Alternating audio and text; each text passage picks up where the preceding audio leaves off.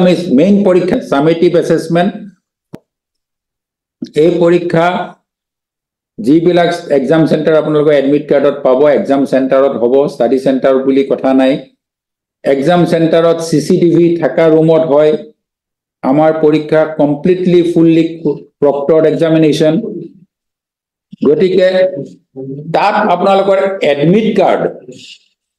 কাৰ্ডৰ তলত কিছুমান নোট দিয়া থাকে পঢ়ি চাব এনসাৰ স্ক্ৰিপ্টৰ ফ্ৰন্ট পেজতো কিছুমান নোট দেখা থাকে সেইটাও পঢ়ি চাব মাস্টাৰ ডিগ্ৰী প্ৰগ্ৰামত যিখন এনসাৰ স্ক্ৰিপ্ট দিয়া যাব সেইখন 32 পেজৰ এনসাৰ স্ক্ৰিপ্ট আপোনালোকে এক্সট্ৰা কোনো এনসাৰ স্ক্ৰিপ্ট নাপায় এনসাৰ স্ক্ৰিপ্ট আপোনালোকে বেলেগ ধৰণৰ লুজ পেপাৰ বা অন্য কোনো ধৰণে নাপাব যিখন পেপাৰ দিয়া হৈছে তাতে দিয়া হ'ব একেখন বহিতে লিখিব লাগিব নেক্সট পেজ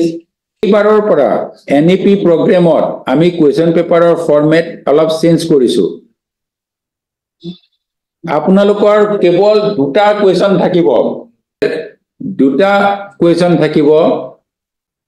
আমাৰ এটা কোৱেশ্চন প্ৰথম কোৱেশ্চনটোত 1 নম্বৰত 8টা অপচন থাকিব অপচনেল কোৱেশ্চন তাৰে যিকোনো 5টা কৰিব লাগিব প্ৰত্যেকটো কোৱেশ্চন 10 মাৰ্কৰ আৰু 400 ওয়াৰ্ডস অৰ্থাৎ 400 ওয়াৰ্ডসৰ এটা কোৱেশ্চনত 400 ওয়ার্ডস ম্যাক্সিমাম লিখিব লাগে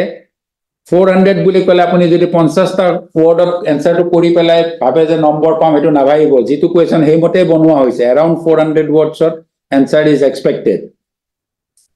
লং কোৱেশ্চন 5টা তাৰে 8টা অপচন থাকিব 8টাৰ ভিতৰত যিকোনো 5টা কৰিলে হ'ল সেকেন্ড কোৱেশ্চন টু হল 6টা অপচন থাকিব তাৰে যিকোনো 4টা কৰিলে হ'ল ইচ কোৱেশ্চন ক্যাৰিজ 5 মাৰ্কস 50 + 20 70 কোনো অন্যান্য শৰ্ট কোৱেশ্চন নাথাকে গতিকে আপোনালোকে যদি পুৰণা কিবা কোৱেশ্চন পেপাৰ চাই তাৰ ফৰমেটৰ লগত আপোনালোকৰ নিমিলিব সেই কাৰণে এই মিটিংখনত আপোনালোকক জনাই দিয়া হৈছে যে কোৱেশ্চন বিলাক লং কোৱেশ্চন হ'ব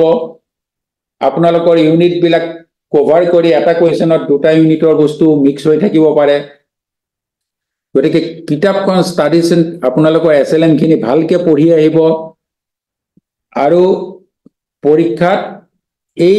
কোৱেশ্চন গিটা এটাত 5টা 10 মাৰ্কৰ আৰু 4টা 5 মাৰ্কৰ কোৱেশ্চনৰ এনসাৰ লিখিব লাগিব পুৰণা কোৱেশ্চন প্যাটাৰ্নৰ লগত ইয়াৰ মিল নাই নেক্সট পেজ